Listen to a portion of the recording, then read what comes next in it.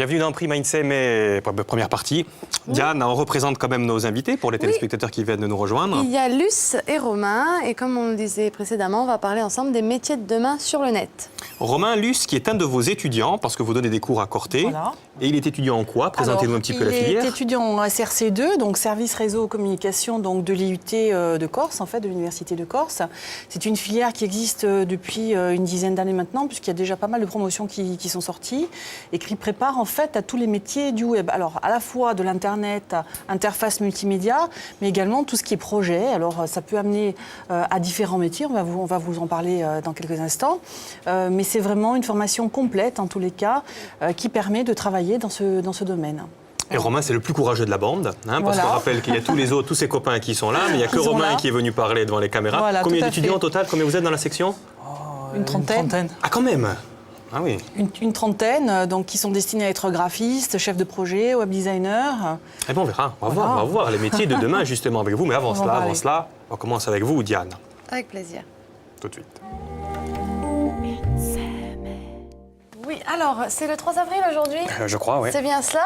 Eh bien, on va commencer avec le XVIe siècle. Le 3 avril était signé le traité de Cato Cambrésis qui rendait la Corse à Gênes. On les voit là en assemblée. Hein. Ça mettait fin notamment aux guerres d'Italie. Ah, oui. L'Espagne et la France d'un côté, là, qui se disputait avec l'Angleterre, ça va y mettre fin pour un temps. Et Gênes, ça d'arrivare a Gorsiga per parecchi anni, quantunque, anche più d'un secolo. Eh oui, la guerre d'Italie, ça a duré 50 ans quand même. Hein.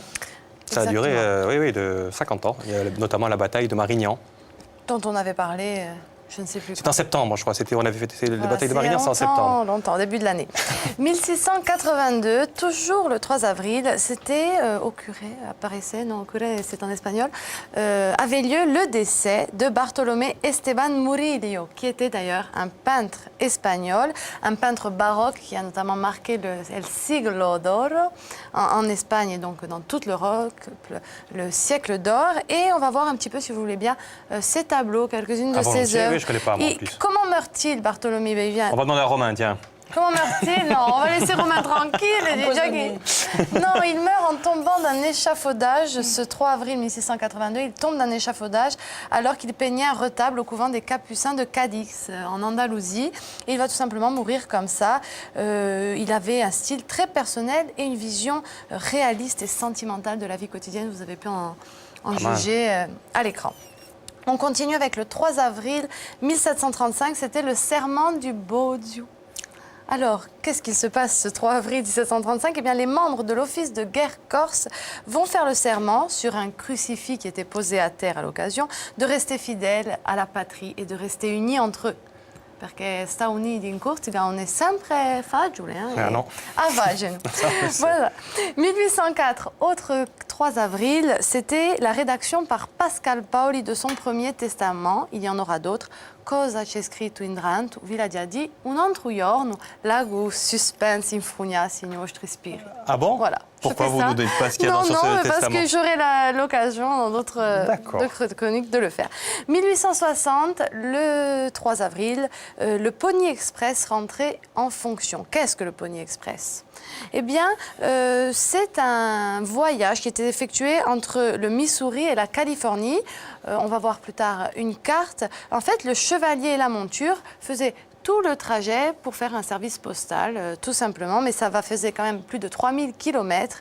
Et donc, ça s'est très vite arrêté, 5 mois, je crois, excusez-moi. Quelques mois après le début de cette opération, ça s'est arrêté parce que c'était tout simplement trop compliqué, trop périlleux, parce qu'il fallait quand même relier la côte atlantique à la côte pacifique. Exactement. Il fallait 10 jours à peu près. Voilà, on voit par exemple le trajet à l'image. Sur le même cheval, bien sûr, les 3000 km, non. Voilà. Tandugawa, l'usine mourir. 3 avril 1892, c'était l'invention de quelque chose qui a révolutionné l'humanité. C'est ceci. La fraise Melba? Non, le Sunday. Et c'est le Sunday. Vous savez, on dit souvent je veux un Sunday, non? Non. D'accord. Bon, alors c'est sûrement... Ça a révolutionné votre quotidien, alors. C'est sûrement Le quand Sunday, c'est ce qu'il y a dans la barque avec le M. C'est sûrement... Oui, il y a ça, il y est aussi, puis il y est souvent en Amérique du Nord, c'est sûrement là que j'ai dû l'entendre. Il va y avoir de nombreuses... En fait, je voulais juste vous dire que de nombreuses villes en Amérique vont s'arracher ce concept.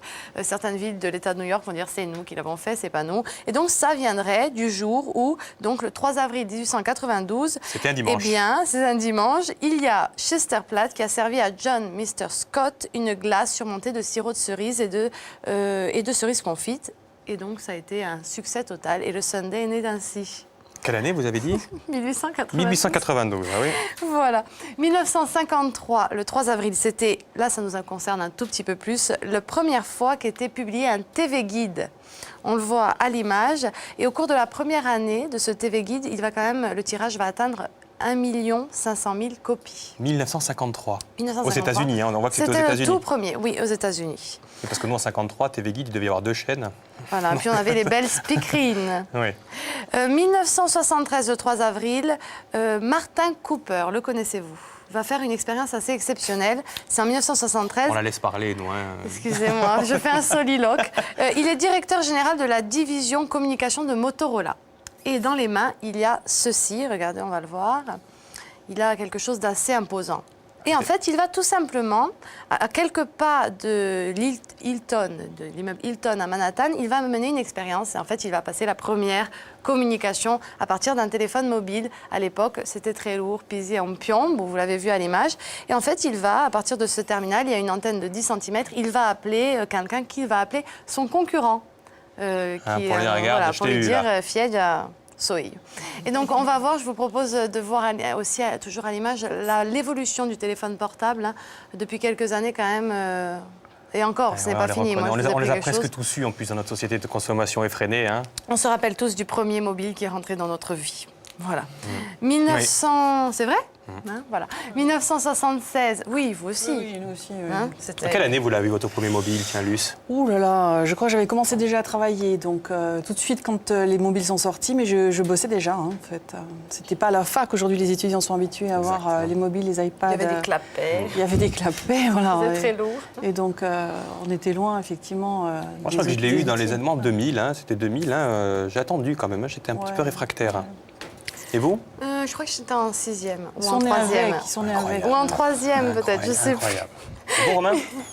4e, avec Et maintenant, la on est mode avec du même le téléphone mobile. à chaque fois. Voilà. 1976, 3 avril, c'était la première fois qu'avait lieu la cérémonie des Césars. Ça se passait au Palais des Congrès à Paris et donc l'Académie remettait 13 récompenses. Une des primées de l'époque, ça avait été Romy Schneider dans un film dont je tairai le nom. Oui, pour son rôle dans L'important c'est d'aimer. Je ne comprenais pas pourquoi vous Voilà, disiez le nom. Non, parce César, que je ne le trouvais plus. d'accord. Voici la compression de César. Et puis pour terminer, 3 avril 1978, 2 ans plus tard, avait lieu en Corse 10 tremblements de terre d'intensité de 6 à 7 en Corse, donc sur un axe Alistro-Corté-Porto. Et donc nous sommes coutumiers du fait. Hein, Complètement, c'est pas la première fois que vous parlez des tremblements de terre en Corse, toutes les dates effectivement. en fait, chez Galcos à Coussi. D'accord. Merci Voilà. Eliane. Allez, c'est l'heure pour nous d'accueillir notre chroniqueuse du jour qui arrive.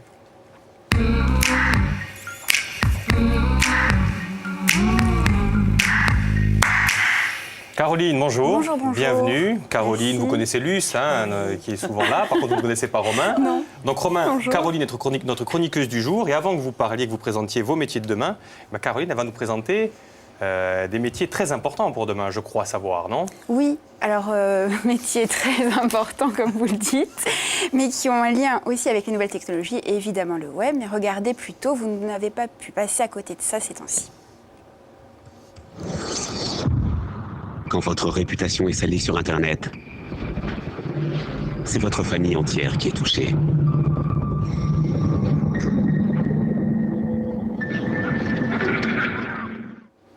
Voilà, c'est une pub qui passe partout et Oui. sur toutes les chaînes et tout le temps. Ça parle d'e-réputation. Voilà, donc c'est une compagnie d'assurance qui se propose désormais de garantir votre vie numérique et vos données personnelles sur la toile. Voilà, l'e-réputation, qu'est-ce que c'est ? C'est en fait l'image que vous véhiculez, vous, une personnalité plus connu, sans vous offenser, ou même une entreprise. C'est l'image de vous qui est véhiculée d'ailleurs, parce que c'est pas automatiquement que vous vous véhiculez, mais ou qui est véhiculé par d'autres sur tous les supports numériques. Voilà, c'est également ce qu'on dit de vous, ce que disent de vous les internautes. C'est important d'ailleurs pour les recruteurs, ça, Luce. C'est super important pour les recruteurs parce que nous, effectivement, avec nos pages réseaux sociaux, à commencer par Facebook, on va regarder l'identité numérique des candidats et puis même des internautes ou des Facebookers qui viennent sur nos pages et on regarde un petit peu ce qui se passe. D'ailleurs, aujourd'hui, on recrute essentiellement sur Facebook aussi, pas que sur les réseaux sociaux. On avait fait une émission d'ailleurs, recrutée par Facebook avec vous. Une émission, mais c'est super important, effectivement, puisque tout a son importance, en fait, sur Facebook. L'image que vous véhiculez, le côté professionnel donc, que vous diffusez, bien sûr, parce que c'est vrai que vocabulaire. Si vous mettez sur un CV « j'aime me coucher tôt le soir » et puis on voit la réputation où vous êtes en train de faire la fête dans une boîte de nuit, effectivement, le recruteur peut s'en apercevoir. C'est délicat, parce que ça devient même un petit peu discriminant aujourd'hui. Oui. Exactement. Donc, faire attention, en tous les cas, bien maîtriser. Vous allez maîtriser, c'est difficile. Oui, justement. C'est pour ça qu'il faut être donc très vigilant, on l'a dit, et très prudent sur ce que l'on publie, parce que vraiment, en un tweet, une photo ou un commentaire sur le supérieur, le patron, l'entreprise, ça peut vraiment ruiner une vie. Donc du coup, il y a vraiment des nouveaux métiers qui se proposent d'arrondir les angles. Voilà, on ne va pas dire révolutionner, mais en tout cas d'arrondir les angles. Pour vraiment les personnalités très connues ou les entreprises. Il y a des agences de communication qui font une veille comme ça sur Internet et qui surveillent sur les forums, les blogs, les réseaux sociaux, ce qui se dit sur un produit ou sur une personnalité. Là, la stratégie veut qu'on rectifie le tir. Alors, on redore un petit peu l'image. Ça, c'est pour une société, même pour une personnalité. Même pour une personnalité.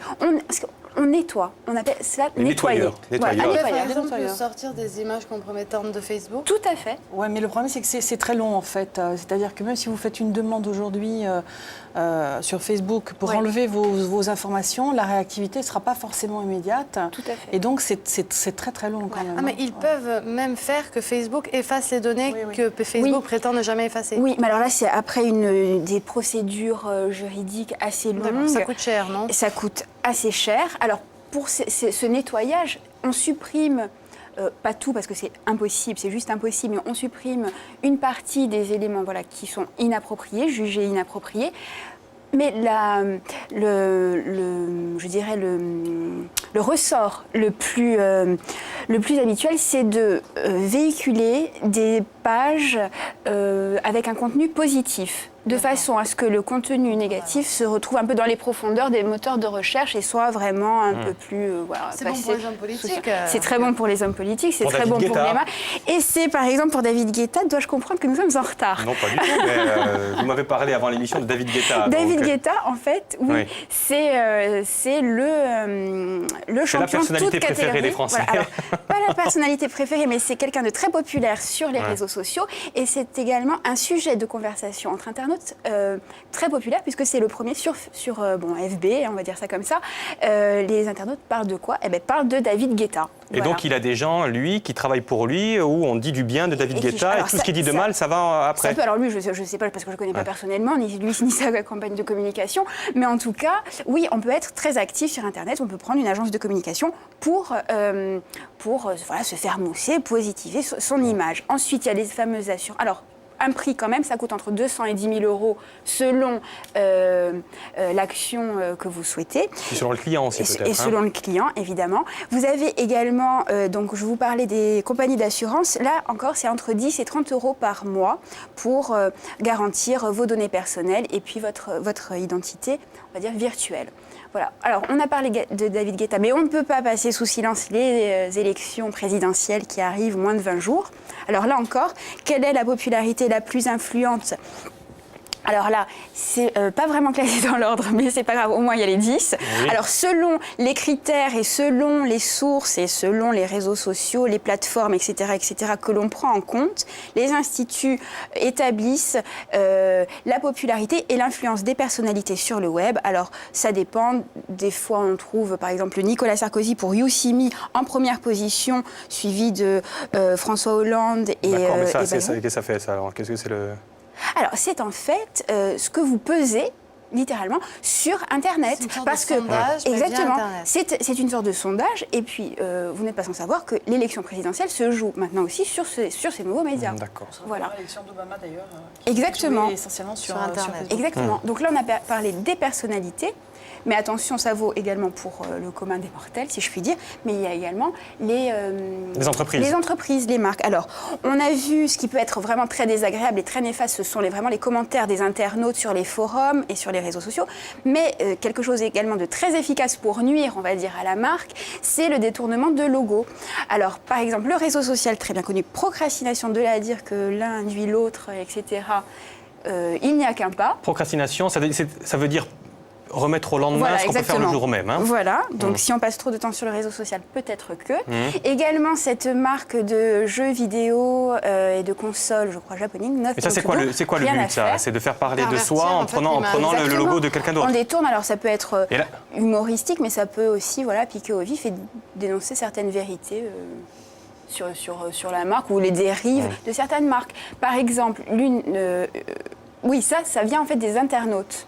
Mais la marque peut elle aussi faire des erreurs et qui restent peu longtemps discrètes sur Internet. C'est le cas d'une compagnie de vente par correspondance. Voilà, on se souvient du buzz que ça a fait cet hiver avec un baigneur tout nu. Ah d'accord, je voyais pas ce que vous vouliez dire, oui, effectivement, d'accord. Bon, il faut avoir l'œil, mais bon, voilà. D'accord. Donc ça, c'est une chose. Greenpeace est vraiment coutumier du fait, c'est-à-dire qu'elle s'en est pris à Facebook en 2010 et sur sa politique environnementale, avec un petit clip, regardez plutôt. Il était une fois, il y avait une école. Et dans cette école, il y avait un garçon très intelligent qui s'appelait Mark Zuckerberg. Mark voulait avoir des amis. Mais ils étaient in. Et lui, il était out. Alors Mark inventa Facebook, qui trouva tout plein d'amis pour lui. Et tout le monde a dit youpi. Et puis ils voulaient tous lui chuper son argent. Mais Mark avait 500 millions d'amis sur Facebook. Alors personne ne pouvait l'embêter. Facebook habite dans une grande boîte remplie d'ordinateurs. Toutes les photos, les images et les mots de Facebook sont gardés dans la boîte, qui se trouve en Oregon. Dans sa boîte, Facebook mange beaucoup de choses bizarres. Et puis, de l'électricité. Pour fabriquer l'électricité, on peut laisser les gros nuages joufflus souffler sur des hélices qui tournent. Mais ce bêta de Mark Zuckerberg préfère utiliser du vieux charbon tout sale. Le charbon, c'est de la nourriture de dinosaures pourris. Et quand il brûle, il pollue l'air. Et à cause de ça, notre planète devient plus chaude et elle fond et elle déborde. Mais Mark Zuckerberg peut encore changer les choses. Et moi, je sais lequel des deux je choisirai. Et tous ses amis aussi. Si tu laisses tomber tes amis, tu te laisses tomber toi-même. Et quand on a 500 millions d'amis, on peut tomber de très haut.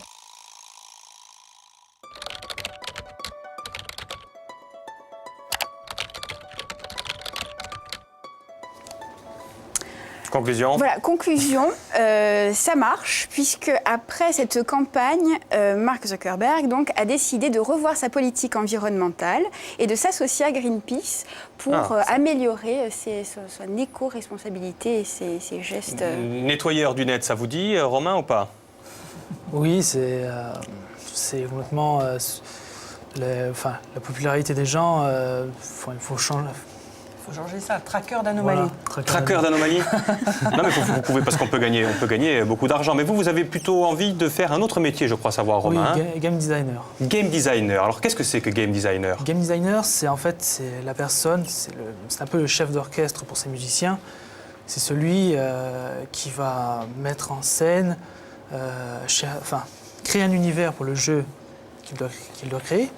Jeu vidéo. Et Game designer, déjà, c'est créer un C'est jeu vidéo. l'univers C'est du jeu créer- vidéo. c'est dans jeu l'univers vidéo. du jeu vidéo. Voilà. Votre truc, c'est l'univers du jeu vidéo. Voilà. Plus tard, vous voulez créer des jeux vidéo. oui, Mais dans les jeux vidéo, il y a toute une pyramide, je crois savoir. Il y a un chef de oui, projet. il y a le chef de projet, Voilà. le game designer. Dessous, le game designer. Et lui, après, il prend en partie les infographistes 2D, 3D et les programmeurs.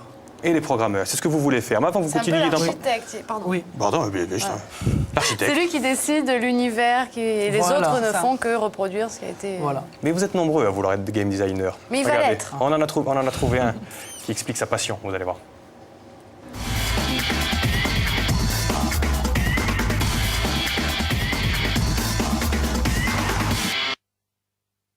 Le game designer, son rôle, c'est avant tout d'être l'architecte du jeu, donc c'est-à-dire de définir son cadre et ses mécanismes, définir les règles du jeu et comment se passe le jeu et comment le joueur interagit au sein du jeu et comment le jeu procure du fun à son public. À Playsoft Game, en fait, on a deux types de clients. On a Playsoft en soi qui a son propre client dans le sens où on travaille sur la création de licences et création de nouveaux jeux. Et il y a une partie service qui là a pour objectif de permettre à des différentes marques, différentes entreprises de leur produire des jeux de différents types, que ce soit sur plateforme mobile ou plateforme web. En général, quand on est game designer, on travaille par passion, donc c'est un gros avantage. La passion, c'est ce qui vous anime donc. Vous êtes Oui. nombreux à vouloir être game designer. Je ne sais pas trop en fait pour la. Mais dans votre promotion, par exemple Non, il n'y a que moi.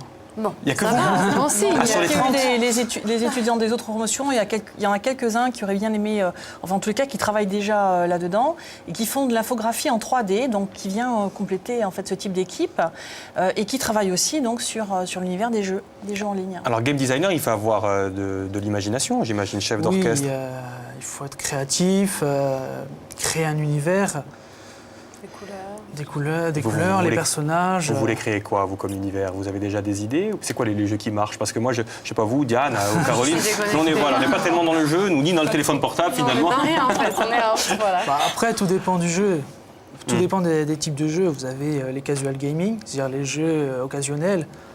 C'est-à-dire une personne qui a son téléphone, dit bon, je suis dans le bus. Bon, j'attends, je me fais un petit jeu. Ou sinon, vous avez ce qu'on appelle les gamers, les jeux pour gamers.